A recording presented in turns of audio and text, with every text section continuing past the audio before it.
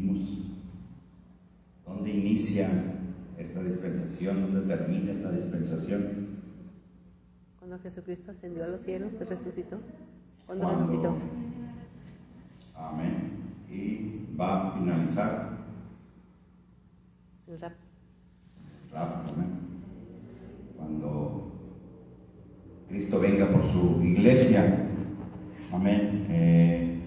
Recordamos por ahí algo las provisiones de ese nuevo pacto que nos habla la palabra, que dijo el Señor, que dijo con relación a este nuevo pacto. Amén. Que contiene,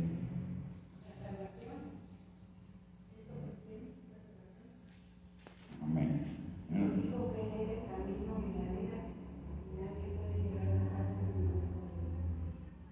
Por ahí Jeremías es quien lo profetiza primeramente, ¿verdad? Fue el primero que profetiza este nuevo pacto, donde el Señor, ¿verdad? dice Jehová a través de Jeremías, haré un nuevo pacto con la casa de Israel, con la casa de Judá, sino como el pacto que hice con sus padres, y empieza por ahí a hablar a través de la palabra las provisiones que se encuentran dentro de este pacto que estuvimos viendo.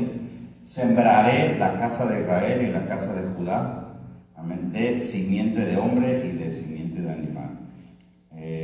Tendré cuidado de ellos para edificar y plantar. Les daré un corazón, un espíritu nuevo pondré dentro de ellos. Quitaré el corazón de piedra en medio de su carne y les daré un corazón de carne. Daré mi ley en su mente, la escribiré en su corazón. Yo seré a ellos por Dios, ellos me serán a mí por pueblo. ¿Sí? Empieza por ahí a hablar y nos llama la atención, amén. Este pacto, decíamos, es incondicional en el sentido de que es nuestro Dios quien se obliga, es nuestro Dios quien toma la iniciativa, es nuestro Dios, ¿verdad? Porque a través de la palabra dice: haré, les daré, ¿sí? Seré, ¿sí? Y está hablando, Dios mismo es quien está, ¿verdad? Tomando esa iniciativa, pero tiene una condición, ¿verdad? Que es la obediencia, de la obediencia que nosotros le debemos a Dios. Amén. Vemos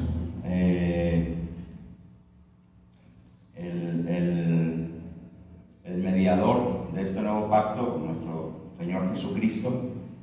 ¿Sí? Decíamos, hay una palabra, Jeremías lo dijo, y aquí vienen días, dice Jehová, ¿verdad? Jehová es el que está hablando, en los cuales haré un nuevo pacto, ¿verdad? Y hay una promesa para el pueblo: seré a ellos por Dios y ellos serán mi pueblo. ¿Sí? La señal de este nuevo pacto es la sangre, amén, la sangre de nuestro Señor Jesucristo derramada en la cruz del Calvario, amén. Y el nuevo pacto fue sellado entonces con la sangre de Cristo.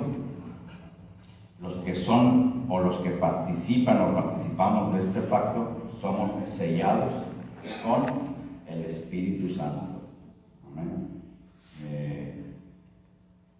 Vemos la relación que existe de la iglesia, ¿sí? Con este nuevo pacto, lo que ya hemos estado viendo, ahora estamos tratando de recapitular. ¿Sí? La relación de la iglesia con el nuevo pacto.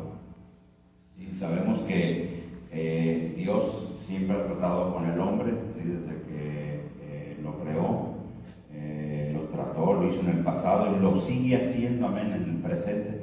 Dios sigue tratando con la humanidad a través de estos pactos. Nuestro Dios es un Dios de pactos, ¿sí? La mayoría de los pactos, todos fueron concertados, ¿verdad? Con su pueblo, con Israel, ¿sí? Pero la bendición del nuevo pacto, ¿sí? nos alcanzó a nosotros, los gentiles, amén. Eso alcanza tanto a judíos como a gentiles. Los unos y los otros entramos en la gracia, ¿verdad? Que es la dispensación que estamos estudiando, amén. Por ahí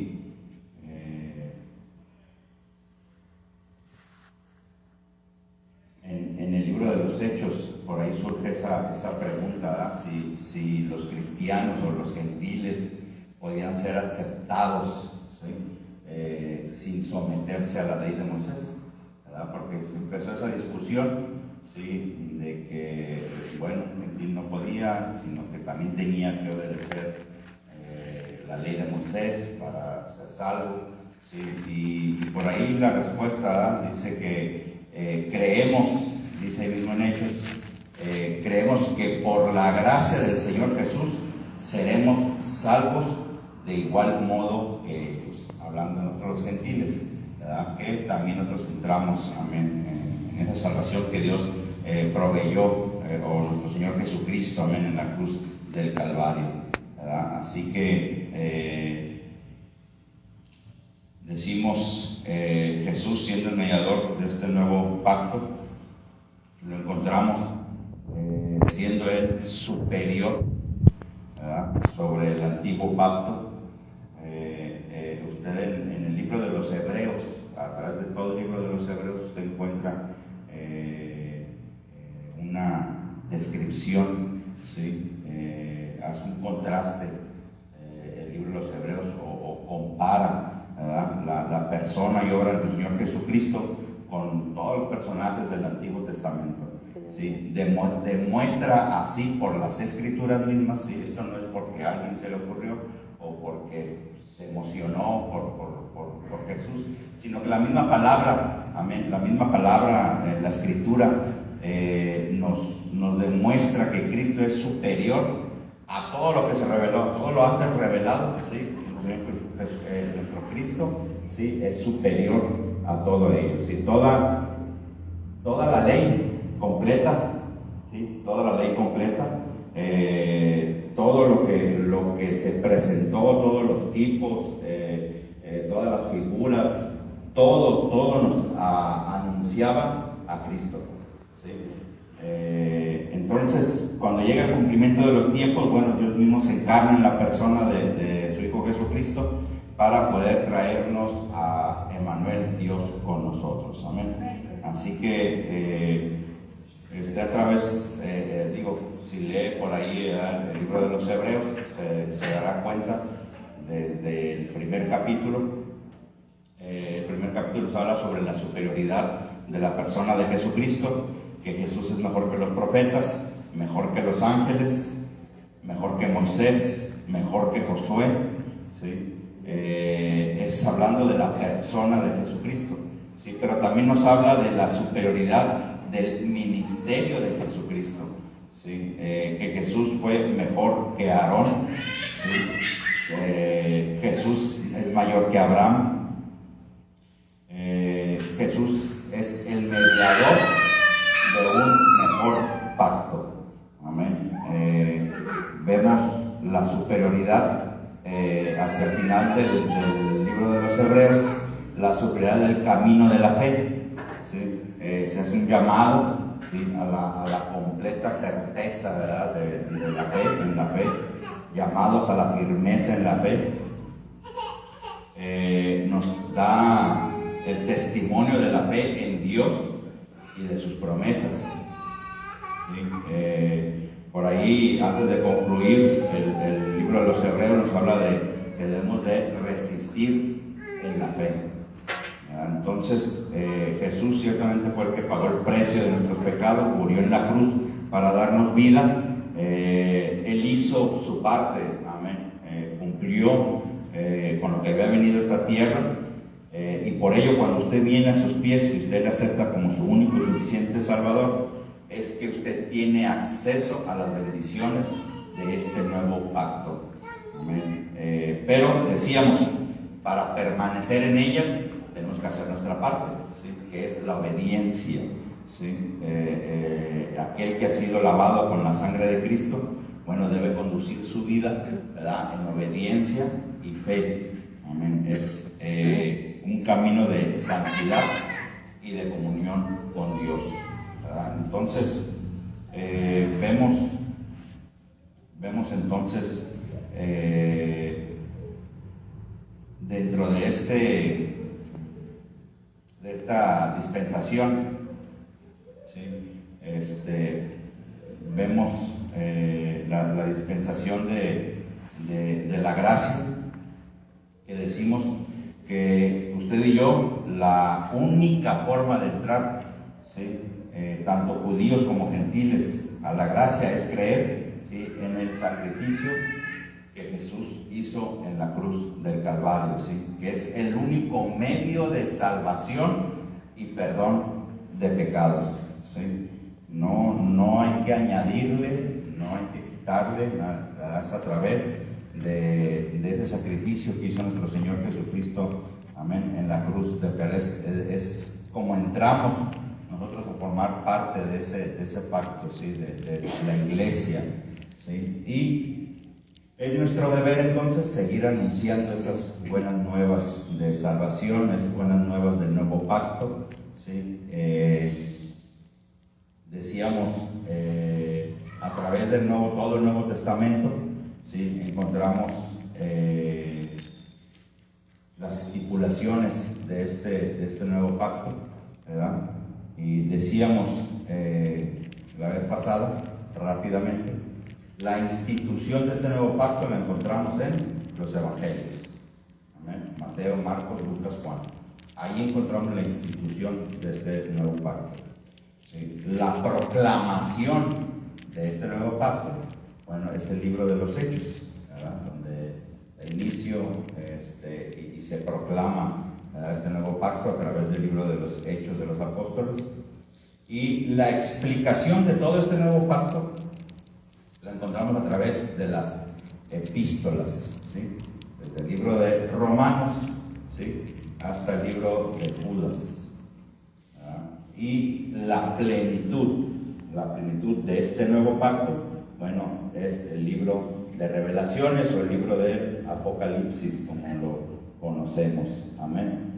Y como se preguntaba hace un momento, este nuevo pacto es desde la resurrección de nuestro Señor Jesucristo, desde que nuestro Señor Jesucristo asciende, ¿sí?, a los cielos, hasta su segunda venida. Va a ser hasta su segunda venida. Se extiende, decimos, en el arrebatamiento, sí, pero todavía dentro del periodo de la gran tribulación. Por ahí todavía muchos van a ser salvos, ¿verdad? Con mucha dificultad. Nosotros, nuestra intención, ¿verdad?, de todo cristiano es irnos en el arrebatamiento. Amén. Porque si con dificultad se salva uno, amén, en ese periodo de la gran tribulación, sí, pues ya lo veremos ahorita que entremos a ese periodo, que es lo que va a abarcar, ¿verdad? A través del tiempo, a través de cuando vemos la historia como tal, encontramos muchas religiones desde el inicio, desde la resurrección de nuestro Señor Jesucristo, desde que da inicio por ahí la iglesia, ¿sí? Encontramos, al inicio, por ahí encontramos el culto al emperador, ¿sí? Las naciones antiguas consideraban, ¿verdad?, que sus reyes eran enviados o eran como dioses encarnados, ¿verdad? Y sobre todo por ahí en Egipto, el faraón era considerado como un dios, y el mismo faraón él se consideraba, ¿sí?, como un dios, ¿verdad? Entonces Roma, ¿cuántos no le rindió culto, ¿verdad? Rendían culto a su emperador. Y encontramos, sí, muchas religiones, decimos, llega por ahí el gnosticismo, el estoicismo, el epicurismo, ¿sí? Y empiezan a surgir, ¿verdad?, muchas sectas, muchas religiones, que siempre ha sido el plan de Satanás, querer desvirtuar, ¿verdad?, querer apartar, ¿verdad?, a verdad.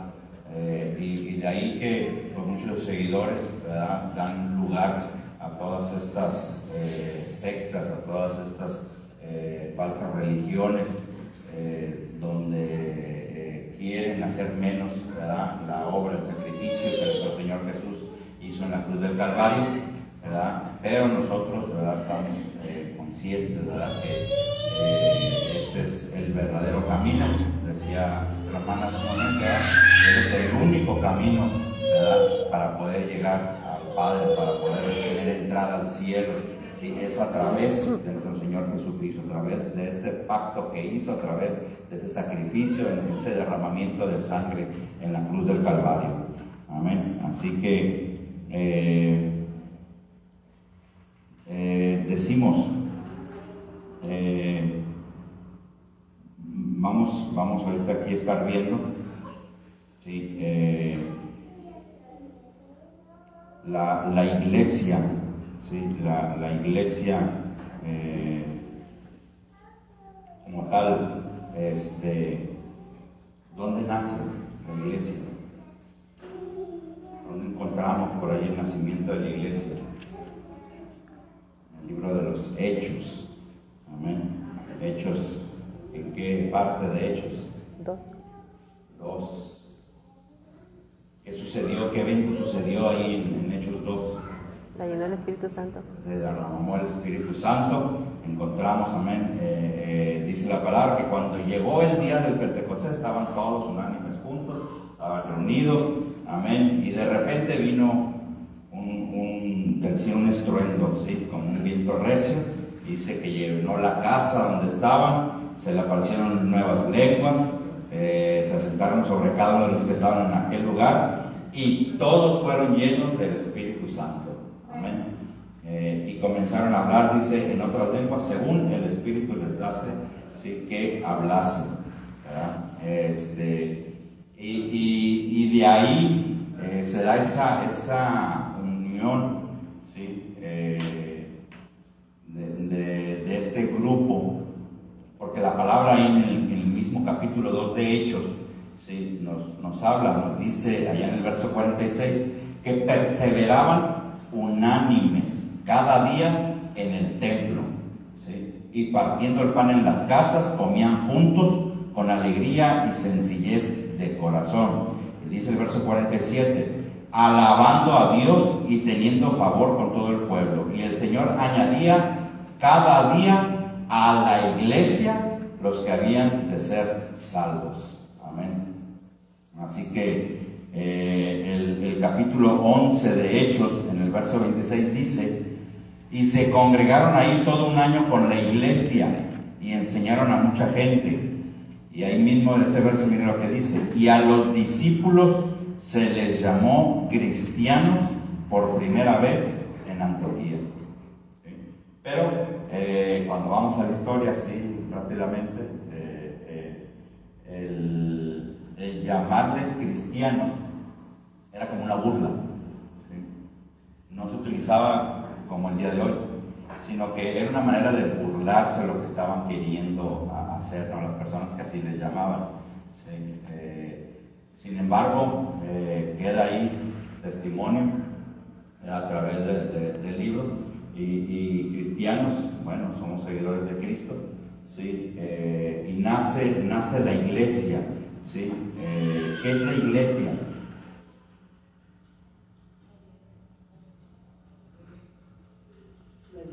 El cuerpo de Cristo.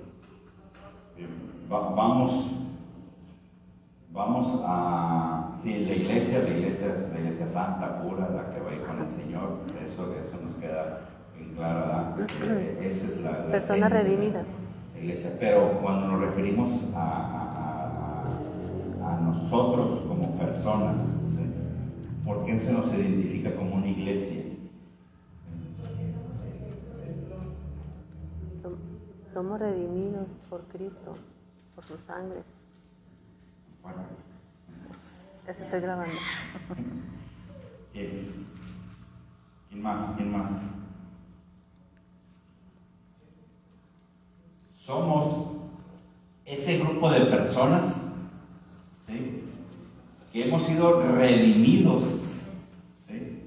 Que nuestros pecados han sido borrados, ¿sí? Por ese gran sacrificio, que tenemos un único suficiente Salvador que se llama Jesucristo, ¿sí? Pero no solo eso, hemos sido apartados, ¿sí? Separados del mundo, hablando del sistema pecaminoso, ¿sí? Hemos sido separados, ¿sí? Para dar ejemplo, para hacer luz, ¿verdad? Para poder seguir las enseñanzas de nuestro Maestro, nuestro Señor Jesucristo, que nos dejó a través del consejo de las Sagradas Escrituras.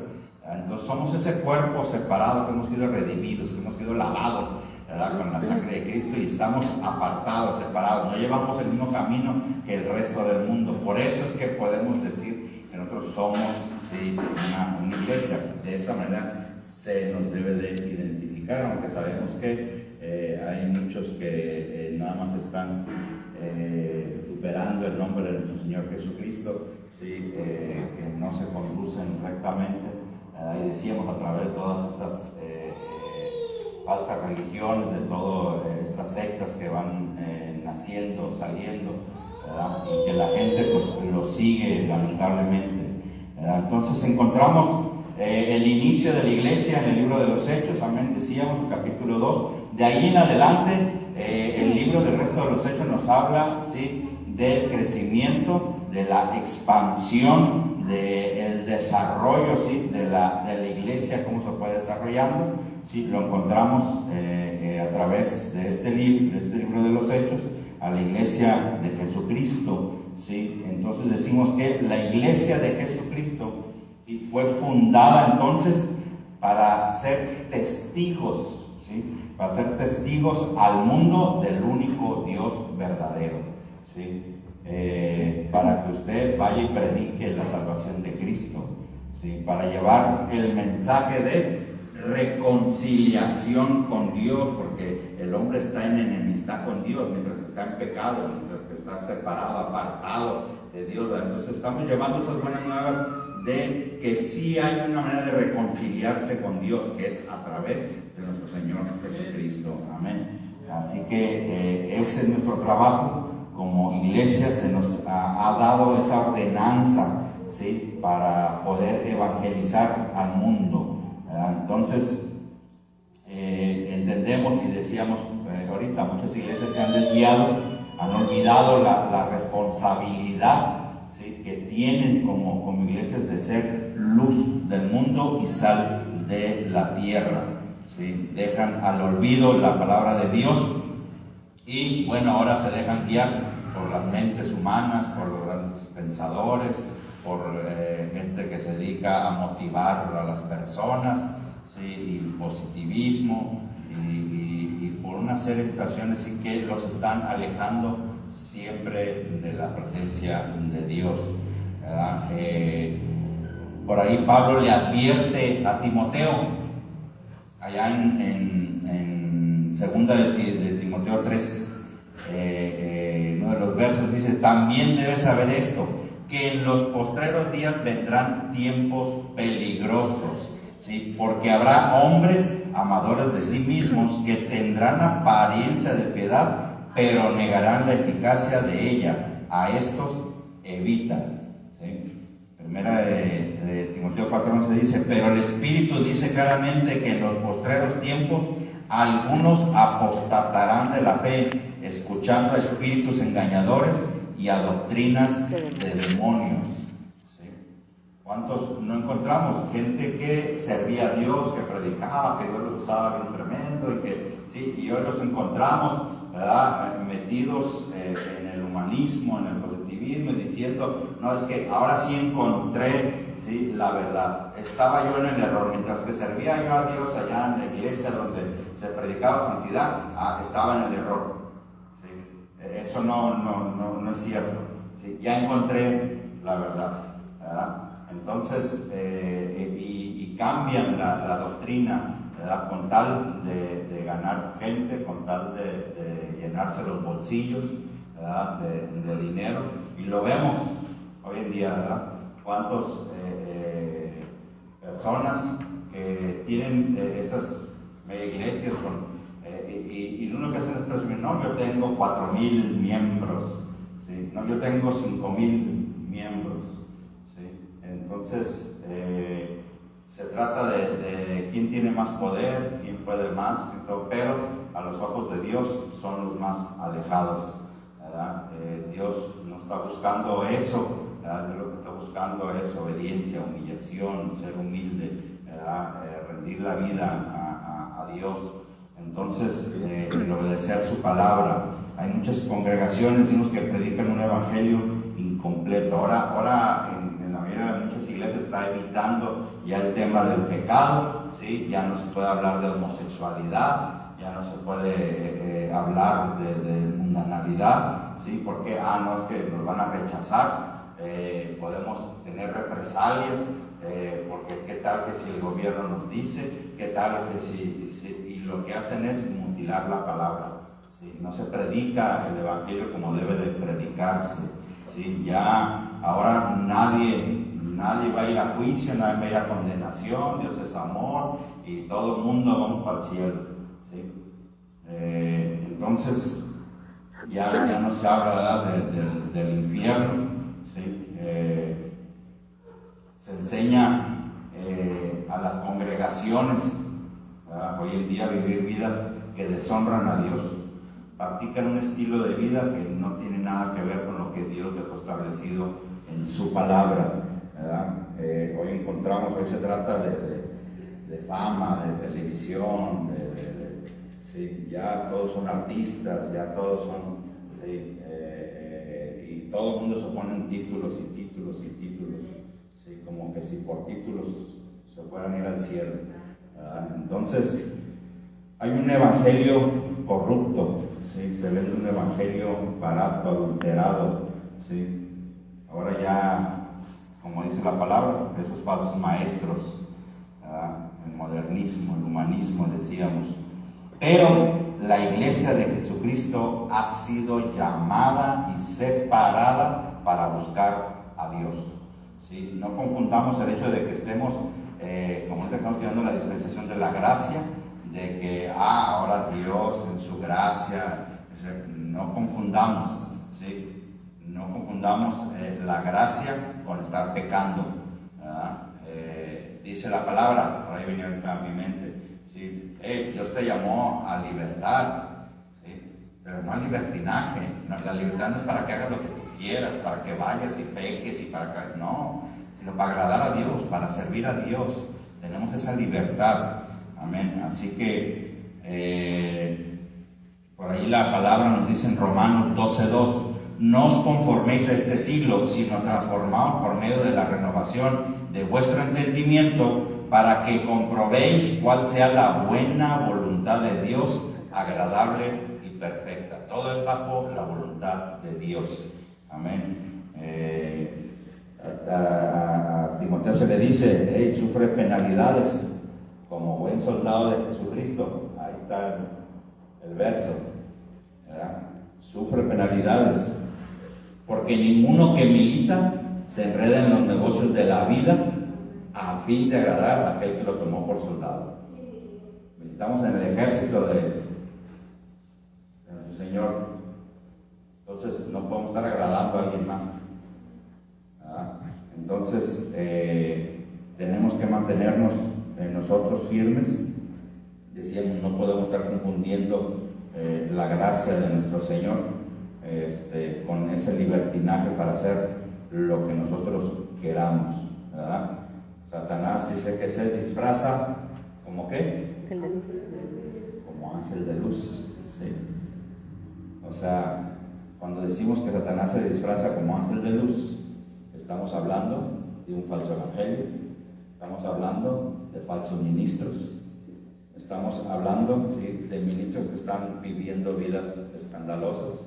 Por ahí surgió no hace mucho,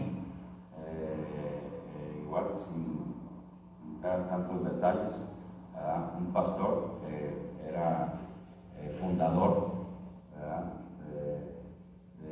de otro, que ese era una iglesia que vivía en santidad. Se tomó por ahí un descanso, ¿verdad? Y dijo, bueno, voy a tomar un descanso, no quiero decir ni el nombre porque se va a saber así de rápido ese descanso, algunos lo conocen,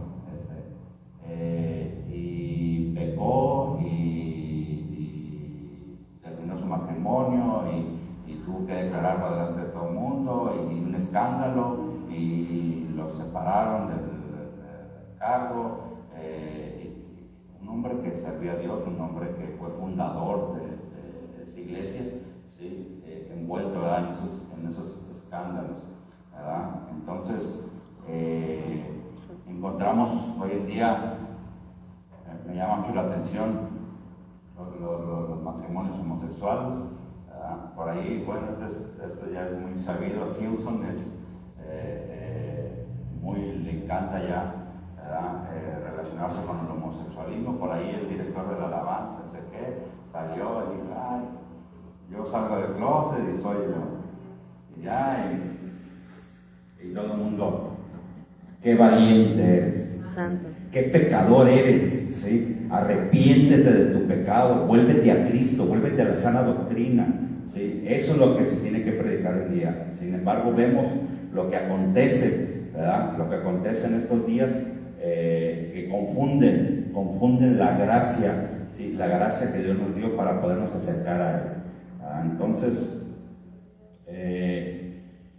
encontramos, decíamos a través del tiempo, por ahí en el libro del Apocalipsis, ¿verdad? Y relaciona con la historia de la iglesia a través de los tiempos, ¿verdad? En el Asia Menor, por ahí hay siete iglesias, ¿verdad?, donde son identificadas algunas de sus características, ¿verdad?, con cada una de las etapas de la iglesia o alguna de las etapas por la que la iglesia ha estado pasando a través de los tiempos, ¿verdad? Encontramos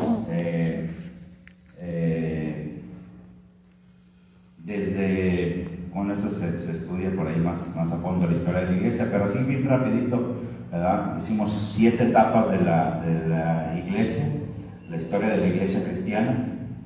¿Y qué es lo que se ha vivido?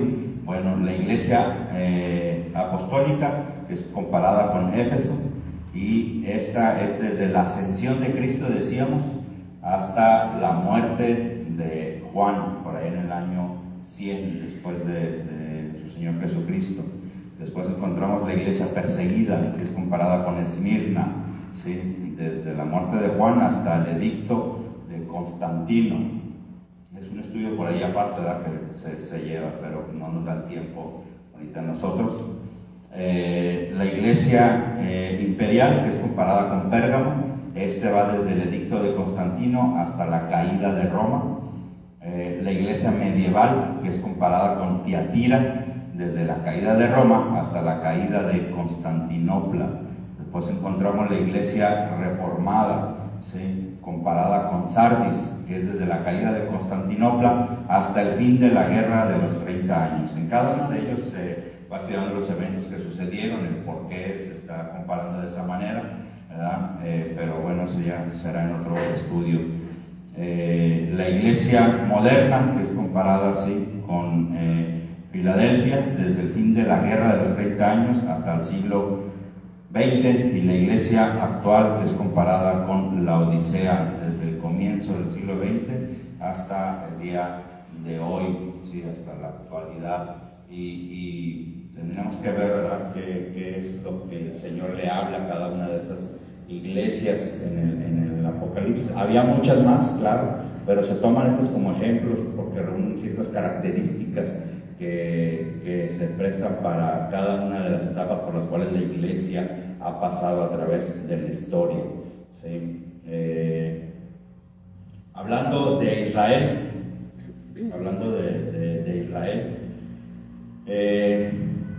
la restauración final de Israel, que se da en etapas,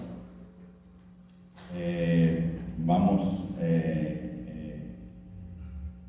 rápidamente ver por casi 2000 años Israel estuvo sin templo, sin tierra,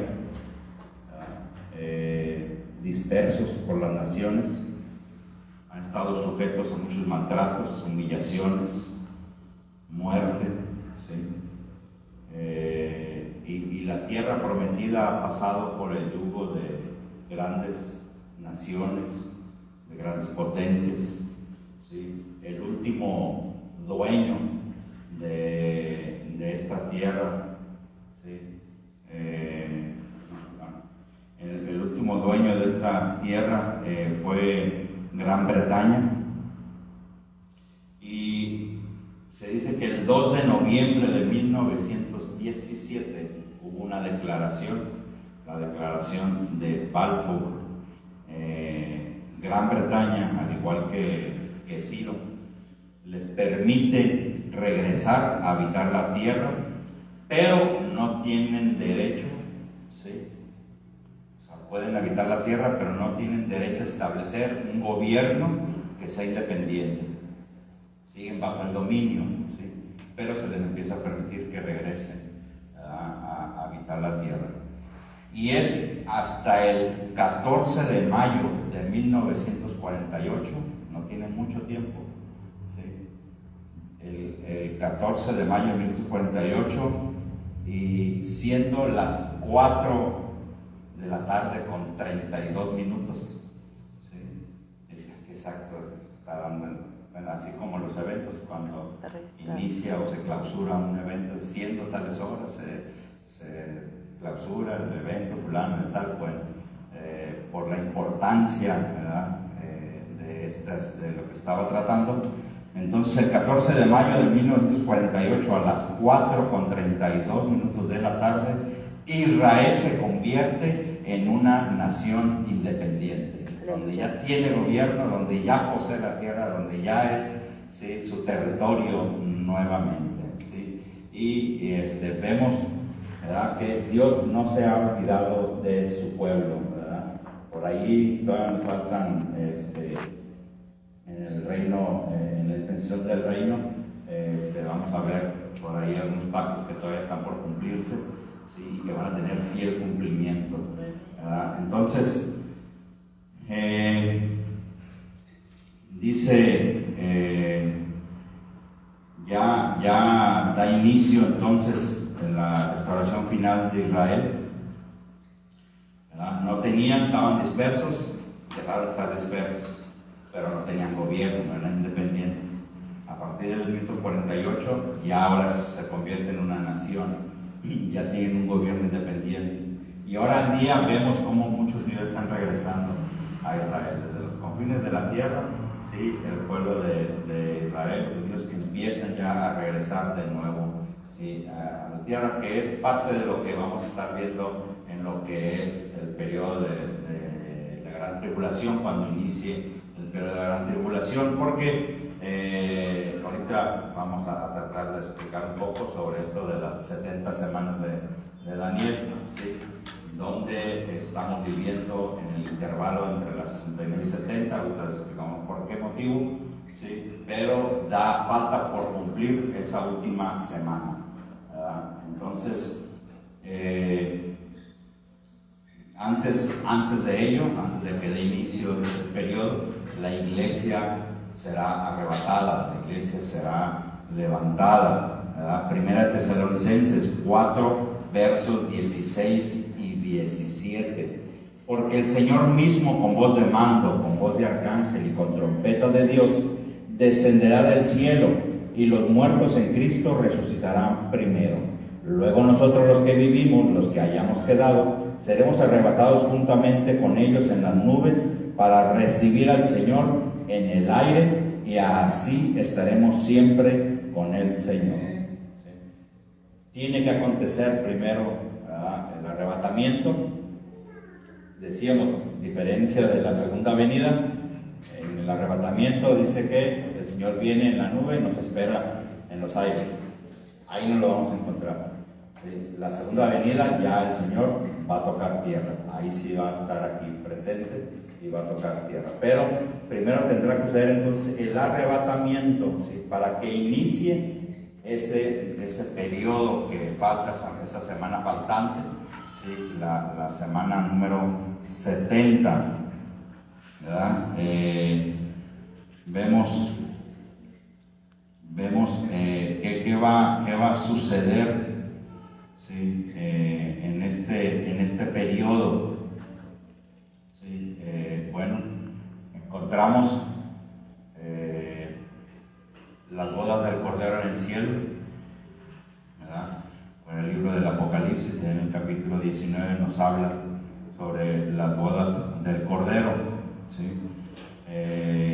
Apocalipsis 19 se dice que hay una voz allá en el verso 6 que anuncia con júbilo, ¿sí? Con mucho júbilo, anuncia las fiestas de las edades, que es las bodas del Cordero, ¿sí? Por ahí en el verso 7, 8 dice la palabra: gocémonos y alegrémonos, ¿verdad? Démosle gloria porque han llegado las bodas del Cordero y su esposa se ha preparado, ¿sí? Ahora, el centro de atención no es la novia, es el Cordero, ¿sí? Ese es el centro de atención. Ahí, por eso es que nos gozamos, por eso es que nos alegramos, ¿sí? Por eso es que estamos dándole gloria a Él, porque llegaron las bodas del Cordero, ¿sí? La palabra por ahí pronuncia una bienaventuranza, ¿sí? En el capítulo 19, verso 9, para los que son convidados, para los que han sido invitados a esas bodas, a los que han sido llamados a la cena de las bodas del Cordero, ¿sí? O sea, fue Dios quien lo está prometiendo, ¿sí? Y Dios no miente. Cristo vuelve, va a arrebatar a los suyos, va a arrebatar a su iglesia, los va a llevar a casa del Padre y ahí estaremos siempre con Él. Amén. Vemos entonces qué es lo que va a acontecer. Bueno, además de la cena, de la boda del Cordero, encontramos un paréntesis ahí, una nota parentética, que es el juicio de los creyentes. ¿Cuál es ese juicio? Galardones. Los galardones. Los galardones es el tribunal de Cristo. Una vez que los creyentes, una vez que seamos arrebatados, que seamos trasladados al cielo, va a haber un juicio especial, ¿sí? El juicio de los creyentes o el tribunal de Cristo, en el cual cada uno va a recibir una recompensa, ¿sí? No tenemos idea cómo se va a llevar a cabo, la palabra no nos especifica, no nos dice, así que quien le diga o le quiera asegurar es que va a ser así y vamos a estar sentados de tal forma y Dios va a estar...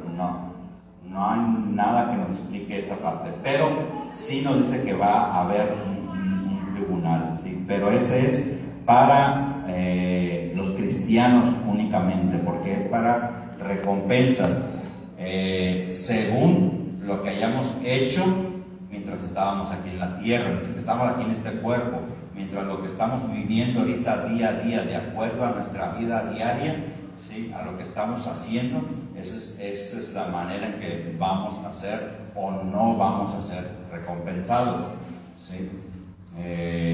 Porque dice la palabra, según lo que hayas hecho, sea bueno o sea malo, ¿verdad? Entonces, aquí hay un término que se emplea, que es utilizado ahí en 2 Corintios, capítulo 5, verso 10, el término que se emplea es un término griego, ¿sí? Que es bema, ¿verdad? Ese es el término griego que utiliza para este tribunal, para este evento que se va a llevar a cabo, y nos habla de un juicio que es completamente distinto a todos los demás.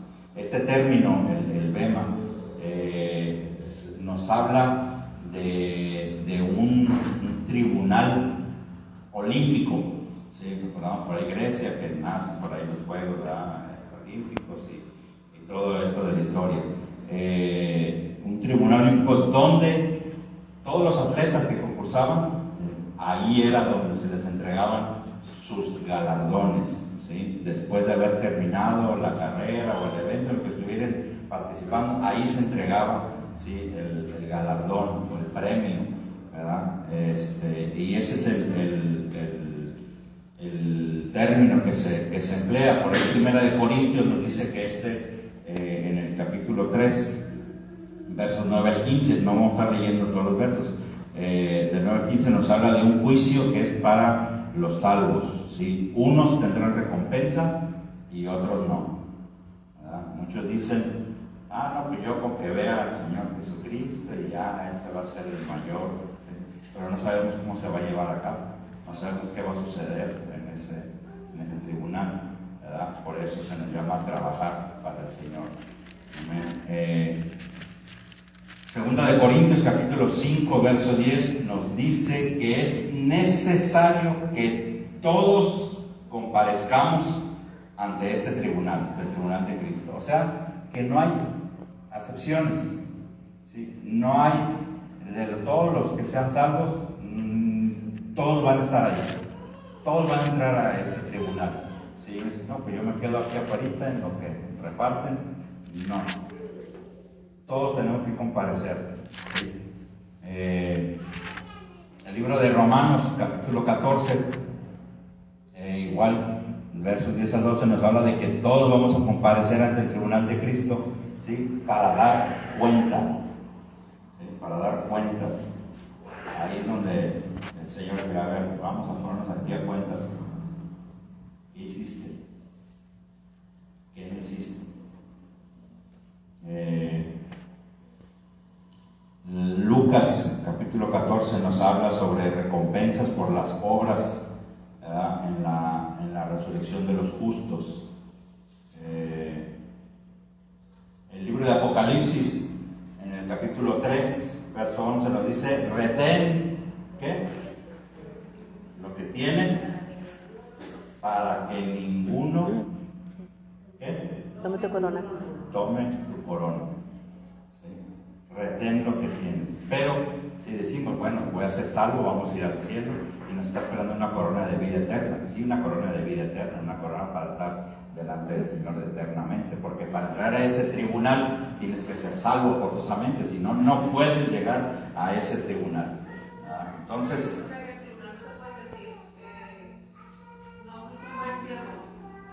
no. En el tribunal de Cristo es exclusivamente para salvos. El que entró a ese tribunal es porque va a estar eternamente ante la presencia de Dios. Eres salvo, ¿sí? Llegaste al tribunal. En el tribunal te van a decir, ahora sí, los galardones, las recompensas, a qué tienes derecho, ¿sí? Tienes derecho a 3 piedritas le tienes o sea, vas a tener, hermana. Sí, es ahí donde entra que todo lo que uno haga va a ser probado por fuego y recibirá a cada uno, como dice el pasaje, cuando es pasado a fuego, su propio mal, o sea, el hecho de que se va a quemar lo que haya hecho, algo así dice la palabra, ¿no? Viene siendo que lo que se haga con amor es lo que va a permanecer. Sí, o sea, no. Porque oro, plata, hojarasca y algo así dice, ¿verdad? Sí, porque porque muchas de las cosas que nosotros hagamos aquí en la tierra, ¿sí? Podemos hacerlo a nuestra consideración. Yo creo que esto es bueno. ¿Sí? No, yo creo, pero igual el Señor va a decir, a ver, ¿cómo lo hiciste? Pero mira, ve la manera. El oro ahí representa el amor, ¿no? Representa hacerlo con amor para el Señor, hacerlo para Dios y todo para Él, como dice la palabra, todo lo que hagas, ¿sí? es para el Señor. ¿Por qué? Porque de Él vas a recibir la recompensa. Entonces sí representa todo aquello que hiciste para Dios, y claro que lo hiciste con amor, que lo hiciste en obediencia, pero que lo hiciste con gozo, que no lo hiciste a regañadientes y que pateando ahí los botes. Ahí es madera, ahí es hojarasca. Ahí entra, sí, todos los materiales, muchos son quemados, porque el oro, de hecho de por sí, cuando nos dice que con relación a nuestra fe, dice que el oro, aunque porque perecedero se prueba con fuego. ¿Por qué? Porque quita las impurezas, pero el oro permanece, ¿sí? O sea, ese no se quema. ¿Sí? Pero si metes cualquier otro material, ¿sí? Si metes un pedazo de madera, si metes un pedazo de una hoja, se va a quemar, se va a deshacer, ¿verdad? Entonces, por eso lo que va a prevalecer es lo que hiciste para Dios, lo que lo hiciste con agrado, con amor, te presentaste y trabajaste para Dios. Entonces, eso es lo que el Señor te va a decir. Decíamos, no sabemos cómo se va a llevar a cabo, ¿verdad? Porque ahí viene específica. Pero de que vamos a estar ahí y que hay recompensas y que algunos se van a recibir y otros no, está escrito. Y sí, es exclusivo para salvos. Ahí no entra ningún pecador a ese tribunal, ¿sí? Ese es otro juicio que lo estaremos viendo al final, ¿sí? Ahí es un juicio ya para puro pecador, ¿sí?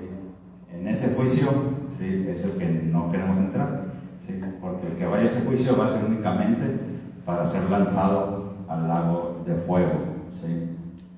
Entonces, por ahí encontramos el gran juicio, el juicio del trono blanco, donde, ¿sí? Nuestro Dios es Dios justo, ¿sí? No te va a lanzar nomás al lago. ¿Y por qué? Dice, no, espérame, te voy a hacer un juicio, ¿sí?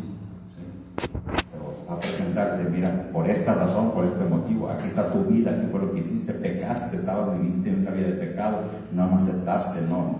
O sea, por esta razón, al lago de fuego, al lago de fuego. Ahí dice la palabra, creo, que es el libro de las obras, que está un libro, ¿no? Donde está el libro de las obras o de la vida de las obras. Sí. Algo así está, no me acuerdo pasar. Entonces encontramos, decíamos, este juicio y bueno, si queda por ahí la respuesta de nuestra hermana Cristina. No sé si tenías alguna otra duda.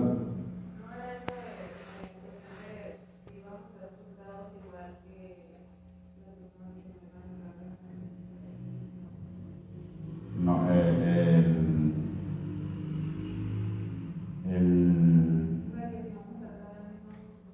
juicio, puros salvos, y nadie más entra a ese juicio, ¿sí? A ese tribunal, es el tribunal de Cristo. Todo escrito en el libro de la vida, pues ya entraron. Ahí, sí, el que estuvo, el que dice, ese es este juicio, este tribunal de Cristo, ¿sí? Es exclusivo para galardones, para recompensas, ¿sí? Dice la palabra del cielo que comparezcamos ante el tribunal de Cristo, ¿sí? Donde cada uno va a ser recompensado, ¿sí? Según sea su obra, ¿sí? Haya sido bueno y haya sido malo, todo se va a poner por ahí en una balanza de, hey, esto, ¿sí? Entonces ahí el Señor va a decir qué recompensas. ¿Y cuáles son las recompensas? Bueno, solamente Dios sabe qué es lo que te va a entregar, qué es lo que Dios te va a dar, ¿sí? Entonces, eso ya Dios lo tiene reservado, no queda escrito, ¿sí? Entonces, de ahí encontramos, amén, mientras que nosotros estamos allá arriba, en las bodas del Cordero, en el tribunal de Cristo, recibiendo recompensas, muy contentos todos, gozándonos en la presencia del Señor, ¿sí? Exactamente al mismo tiempo, aquí sobre la tierra, ¿sí? Es donde da inicio este periodo de la gran tribulación, ¿sí? De la gran tribulación. Hay que ir precisamente por ahí al libro de Daniel, ¿verdad? A Daniel se le dice que son 70 semanas, ¿sí? O 490 años, y están divididos de la siguiente manera, ¿sí? Las primeras, bueno, antes de entrar decimos un año, un día, un año, ¿sí? ¿Por qué?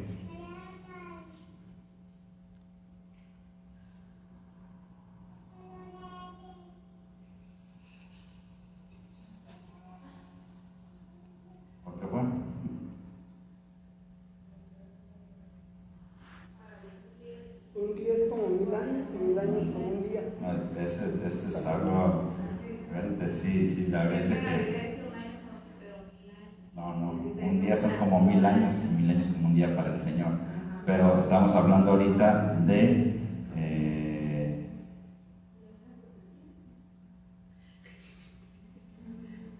estamos hablando de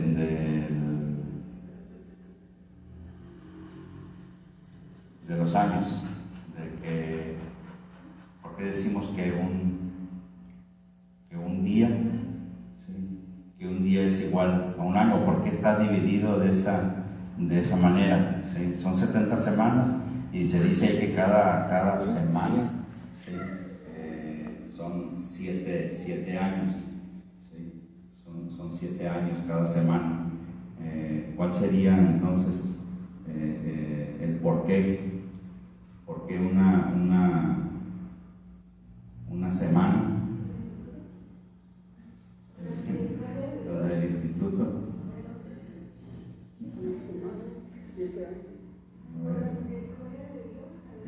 maestros, ¿qué dicen? ¿No? ¿Nadie?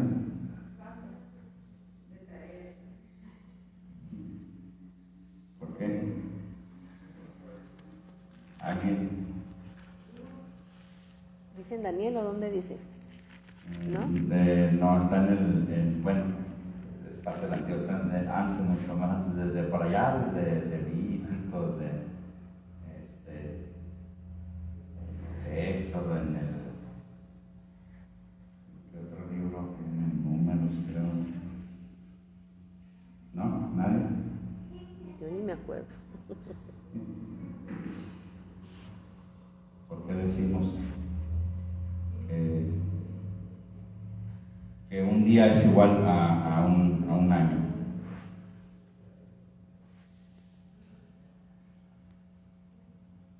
¿No?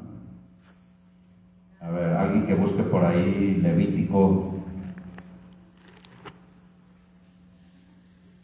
25, verso 8. A ver si nos ayuda por ahí. Fuerte. Y contará 7 semanas de años, 7 veces 7 años, de modo que todos los días de los 7 semanas de años vendrán a serte 49 años. 47 por 7, 49. Y como los que no dicen las matemáticas. Sí. Recordamos que le dijo cuando fueron a reconocer la tierra, Jehová que les dijo, Números 14, 34, por ahí, a ver, ¿qué nos dice? Por los días de que fueron a recorrer, que fueron 40, será un año por 40. ¿Sí? Exactamente. ¿Alguien que lea el verso? Números 14, 34.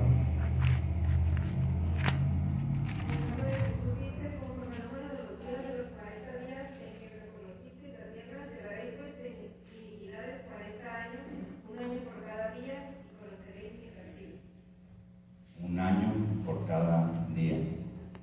Uno más, Ezequiel 4:6. Eso está Ezequiel.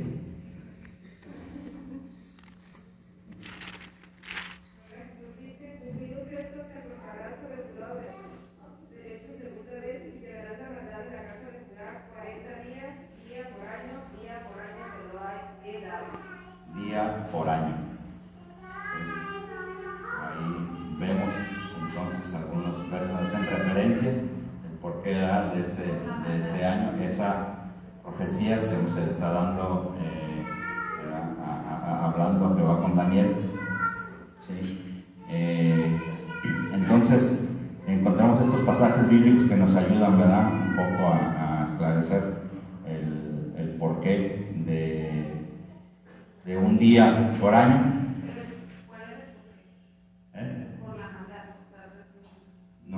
¿Por qué decimos que un día es igual a un año? O sea, están los versos que nos dice que Jehová nos habla de porque 40 días y el castigo, 40 días cuando reconoce la tierra y estuviste, ¿sí? Pues un día, ¿sí?, por cada año, ¿sí? O sea, 40 días fueron para reconocer, son 40 años, son que anduvo Israel en el desierto, vuelta y vuelta. ¿Sí? Entonces, encontramos por ahí, ¿verdad?, los versos que nos ayudan. Entonces, está dividido de la siguiente manera. Tenemos 7 semanas, por ahí, de uno de los versos que hablamos, nos habla de esos 49 años. 7 semanas, entonces 7 por 7 son 49 años. Y esos 49 años fueron los que se tomó para la reconstrucción del templo, ¿sí? Hablando de Nehemías, ¿sí?, que es del año 444 al año 396 antes de Cristo. Venimos de regreso, ¿sí? Entonces son 49 años. De ahí son 62 semanas. Esas 62 semanas, 62 por 7, ¿sí? Se lo voy a decir porque se van a poner. Ahí tenemos 2 ingenieros que son especialistas en matemáticas. 434 años, ¿sí? Esas 62 semanas. 434 años, esos transcurrieron desde que se termina la reconstrucción del templo, ¿sí?, hasta la entrada triunfal, ¿sí?, de Jesús, ¿sí?, en Jerusalén, ¿sí?, hasta el Mesías príncipe, ¿sí? ¿Qué dice Daniel 9:25? A ver rápidamente. Alguien ahí que... Daniel 9:25, creo que sí es ese verso.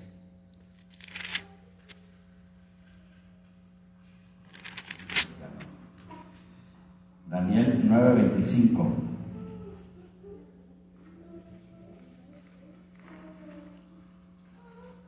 Sabe pues y entiende que desde la salida de la orden que restaurar y edificar a Jerusalén hasta el Mesías príncipe habrá 7 semanas y 72 semanas se volverá a edificar la plaza y el muro en tiempo angustioso. Amén. Entonces, desde la salida de la orden para restaurar y edificar a Jerusalén hasta el Mesías príncipe, ¿sí?, dice Jehová, habrá 7 semanas y 62 semanas. ¿Sí? Decíamos, las 7 semanas, las primeras, son para la reconstrucción del templo, ¿sí?, y las 62 semanas, ¿sí?, son desde la reconstrucción del templo hasta la entrada, amén, del Mesías príncipe, de Jesús, amén, hasta su entrada, dice el verso, hasta el Mesías príncipe, ¿sí? Habrá 7 y 62 semanas. Se volverá a edificar la plaza y el muro en tiempos angustiosos, ¿sí? Y después de las 62 semanas se quitará la vida al Mesías, mas no por sí, y el pueblo de un príncipe que ha de venir destruirá la ciudad y el santuario. Y bueno, ya sigue ahí hablando el Señor, pero nos habla ahí que se le quitaría la vida. Está hablando, amén, de la muerte de nuestro Señor Jesús, amén. Entonces son 62 semanas y 7 semanas. ¿Cuántas semanas son en total? 69 semanas nos da un total, ¿sí? Estas se cumplen sin interrupción, no se interrumpen, ¿sí? No se interrumpen, ¿por qué? Porque Israel se encontraba morando en la tierra palestina, ¿sí? Se encontraba dentro de la tierra, ¿sí? Muchos todavía permanecían fieles al pacto, ¿sí? Entonces, pero al final de estas 62 semanas, ¿qué sucedió? ¿Qué decimos que sucede? ¿Qué acabamos de leer en el verso 25 de Daniel 9? ¿La entrada de Jesucristo o qué dijo? Hasta el Mesías príncipe, ¿verdad? Y dice el verso 26, después de las 62 semanas se le va a quitar la vida. Terminan las 62 semanas y se le quita la vida, que es la muerte de nuestro Señor Jesús. Entonces quiere decir que los judíos rechazaron a Dios, ¿sí? Nos está hablando de que el pueblo pueblo judío, ¿sí? Rechaza a Jesús, a Cristo, le quita la vida, ¿sí? Y entonces Dios detiene ese trato con Israel. Separa ese reloj profético. ¿Por qué? Porque los judíos entonces son dispersados después después de la muerte del Señor Jesús, y que empieza, ¿sí? Entonces todo Israel empieza a ser dispersado por todas las naciones, ¿sí? Jerusalén es destruida, encontramos por ahí el templo, amén, quemado en el año 70. Entonces los judíos dispersos fuera del territorio, fuera de lo que es Palestina, Dios detiene el tiempo de esta profecía, ¿sí? Para que se acabe de cumplir lo que falta de las 70 semanas, que es una semana, ¿sí? El pueblo tiene que estar de nuevo, ¿sí? En su tierra, ¿sí? Israel debe estar otra vez en su tierra. Entonces, mientras que Israel está disperso, ¿sí? ¿Qué es lo que hace Dios?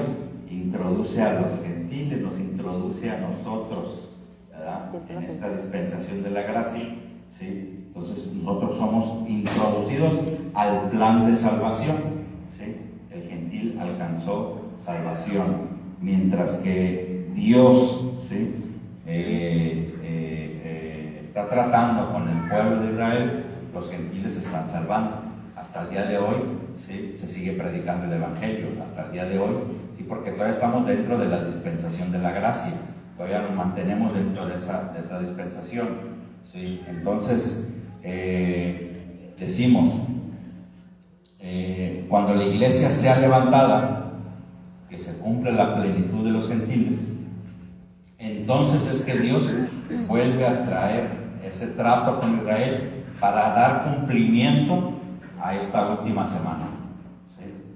La semana número 70, que es la semana que falta por cumplirse. Una semana, decimos, 1 por 7, son 7 años, ¿sí? Son los 7 años de la gran tribulación, donde Dios volverá a tener ese trato, ¿sí? con Israel, y todo Israel será salvo, ¿sí?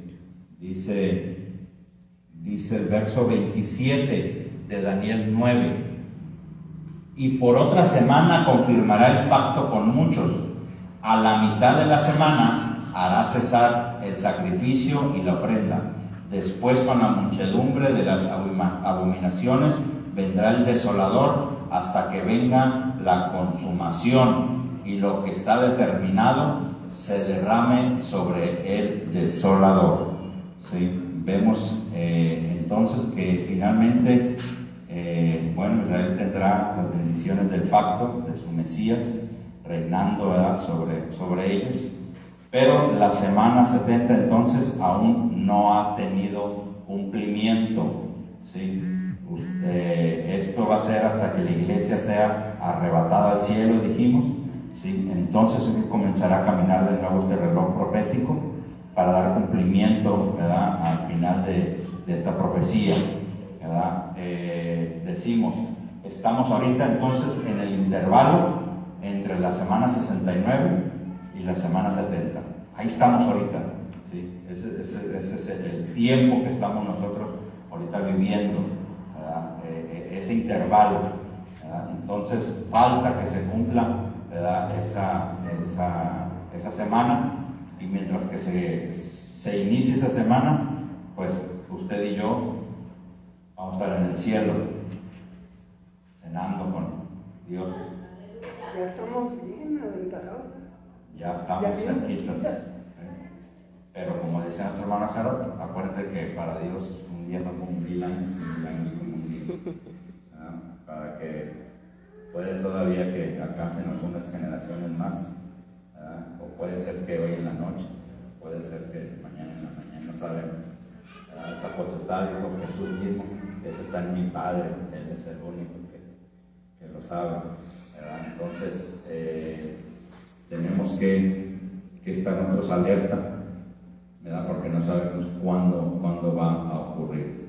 Así que va a haber muchos acontecimientos en esta semana, y vamos a ver la semana que entra, ¿sí? Para no cortarlo, igual yo tengo hasta las 6 de la mañana, más o menos 6, 7, que me tengo que ir a trabajar. Lo podemos seguir, para no cortar a medio estudio los acontecimientos, ¿verdad? Vamos a dar lugar la semana que entra por ahí. Sí, dejé por ahí unas, bueno, igual entregas, no sé si falten, si haga falta para sacar copia.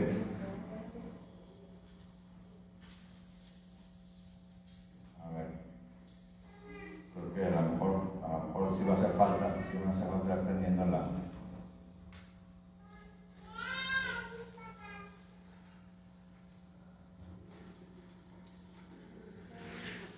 Eso lo vamos a estar viendo la semana que entra. Sí. Ese es dentro de los eventos que van a estar sucediendo. Un poco de escatología, no somos maestros en ello, pero lo hacemos. Amén. Lo que podemos, Dios nos ayude a poder entender. Igual quiero que se lleve la hoja. Vienen muchas citas por ahí con relación, ¿verdad?, a este personaje, ¿sí? El anticristo. Tiene usted esta semana para que cheque por ahí sus citas. Probablemente a lo mejor una cita no corresponda, a lo mejor por ahí me equivoqué, puse un numerito que no estaba bien. Igual tiene oportunidad, cheque las citas bíblicas, ¿verdad? Y si surge una duda o por ahí surge usted con algún comentario, quiere usted añadir algo, ¿verdad? Por ahí a la clase, se lo trae y aquí lo compartimos, lo analizamos entre todos y enriquecemos, amén, un poco más el estudio, ¿verdad? Así que estaremos viendo dentro del estudio la siguiente semana, ¿sí? Este tiempo, los acontecimientos. Para finalizar, le digo los acontecimientos, para que se lo lleve así nada más de memoria y se lo traiga la semana que entra. Los acontecimientos que van a tener lugar durante este periodo, durante la gran tribulación. Va a aparecer el anticristo. Va a haber la firma de un pacto por 7 años. Pero ese pacto va a ser roto a los 3 años y medio. Son 3 años y medio de paz y luego los 3 años y medio, ¿sí? Donde todas las calamidades que se van a pasar. Se va a profanar el templo, ¿sí? Por ahí el anticristo va a exigir adoración. Va a perseguir y a matar a los creyentes. Israel va a ser sitiado en Jerusalén, pero van a clamar al Mesías. ¿Y quién va a responder? Amén. Quien vendrá con gran poder y gloria. Por ahí viene la batalla del Armagedón, ¿sí? Y va a haber una conversión nacional del pueblo de Israel, ¿sí? Por ahí estaremos viendo dentro de esta, hay 2 batallas para que no se confunda, porque a veces confundimos. Las 2 batallas del Armagedón están divididas por 1000 años. Una va a ser en este periodo, ¿sí? Una es antes del milenio y la otra es al final del milenio, ¿sí? Esas 2 batallas en calma, por ahí estaremos explicando, ¿verdad? Por qué están separadas de esa cantidad y quiénes son los que van a pelear, ¿verdad? En esas batallas. Esos son los eventos de grandes rasgos que van a suceder dentro de la gran tribulación y estaremos viendo, amén, algunas características o ubicar a este personaje, el anticristo. Así que denle una leída, tienen oportunidad, decíamos, a las citas bíblicas y estaremos así estudiando el próximo lunes esta porción, amén. Así que vamos entonces el día de hoy a finalizar por aquí esta porción del estudio, amén, y ya estaremos dando lugar entonces el próximo lunes a entrar de lleno en lo que es la gran tribulación. Estaremos por ahí viendo los sellos, las trompetas, las copas de la ira, los paréntesis que hay dentro del Apocalipsis, los 144,000 sellados, los 2 testigos, bueno, ya me estoy arrepintiendo yo de venir el próximo lunes, pero aquí vamos a estar tratando de llevar a cabo, amén, el estudio. Entonces, tiene oportunidad de leer algo, léalo, le digo, estamos todos para aprender y aquí enriquecemos la clase, ¿verdad? Y seguimos estudiando las Escrituras. Bien, finalizamos entonces así